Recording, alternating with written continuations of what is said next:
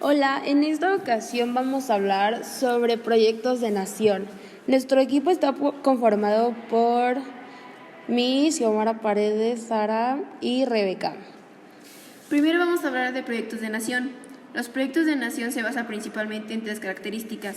Monarquía, que es el primer imperio mexicano de 1821 a 1823, con Agustín de Iturbide. Luego está la primera república federal de 1824 a 1835, con Guadalupe Victoria,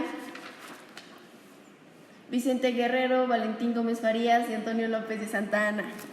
Y la tercera característica es otra vez la monarquía, que es el segundo imperio mexicano de 1863 a 1867, con Maximiliano de Habsburgo. Ahora hablaremos sobre el primer imperio mexicano, que tuvo 5 acontecimientos importantes. El Plan de Iguala, el 24 de febrero de 1821, Congreso Constituyente, el 24 de febrero de 1822, el mismo Congreso nombra a Agustín de Iturbide como gobernador de México el 21 de julio de 1822. La disolución del Congreso Constituyente el 21 de octubre de 1822 y finalmente republicanos versus imperialistas el 19 de marzo de 1823.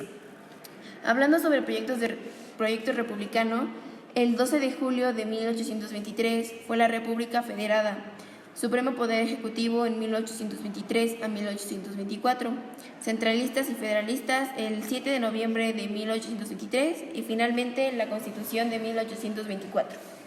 El segundo tema es la Primera República Centralista.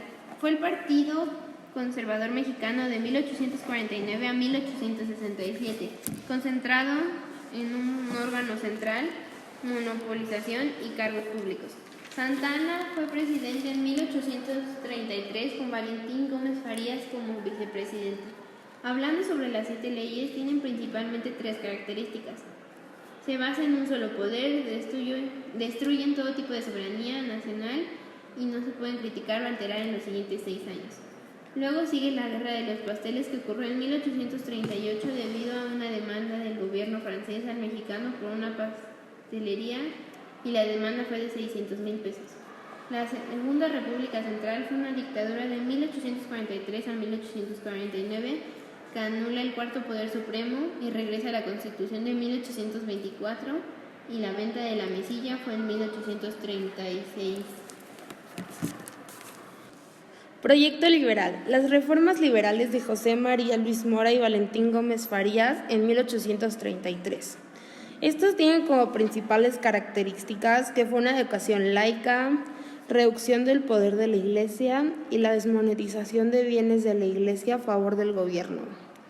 Les quitaron la facultad del poder a la Iglesia. Sobre la República Federal de 1846 a 1853 se caracterizó por su inestabilidad política y los reclamos a la Iglesia y la presión de Estados Unidos sobre el país dificultaron el logro de la estabilidad política y la estabilidad económica. La confrontación de 2 proyectos de nación había traído como consecuencia una de las más grandes crisis económicas del país. En abril de 1853, Santa Anna regresó a la presidencia para recuperar la economía del país.